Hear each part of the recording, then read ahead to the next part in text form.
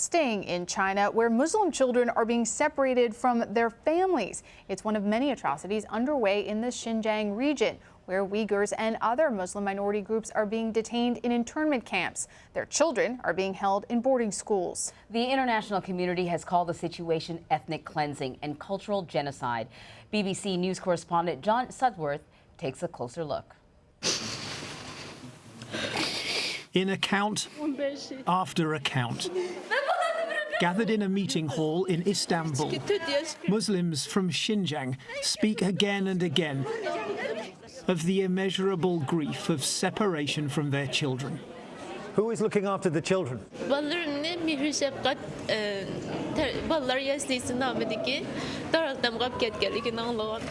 Bunlar hemmisi hazır yok. Singlimning yoldaşı yok, singlimning o'g'li yok, mening o'g'lim yok.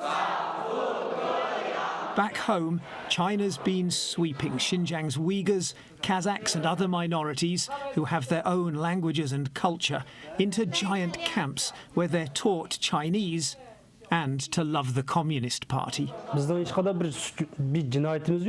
Abdurrahman Toti moved to Turkey in 2013. 3 years ago, his wife and children went back to Xinjiang for a short trip and vanished.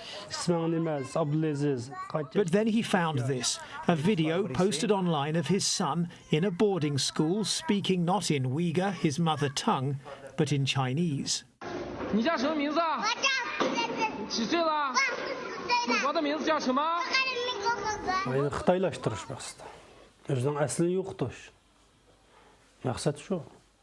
Misalan bu bala 2 yıl 3 yıl yan Xitayning qulida.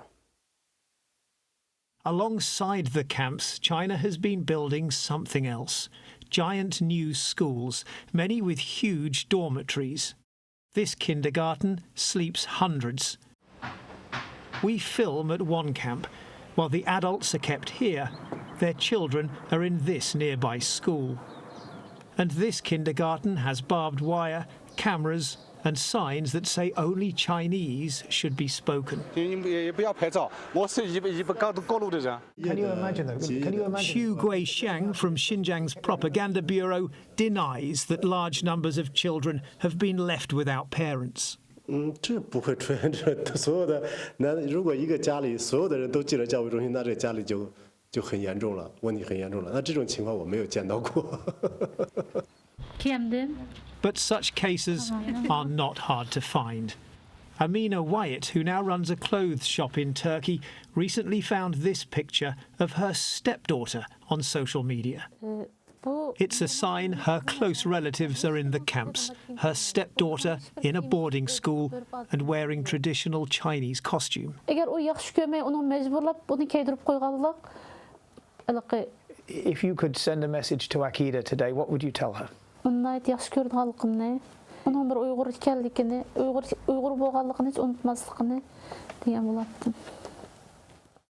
Research of online documents commissioned by the BBC shows only an 8% increase in kindergarten places for China as a whole.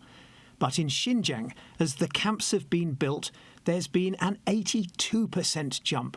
And in some Uyghur majority areas, numbers have shot up even further. The Xinjiang government is attempting to gain full control over the young generation, to literally raise a new generation that has been cut off from original roots, from religious beliefs, from cultural knowledge, even from their own language. I believe the evidence really points what we must call cultural genocide. Khalida Akitkan Kurza has moved to Kazakhstan, but when she heard that the Chinese camps had left her 14 grandchildren without parents, she phoned the village official.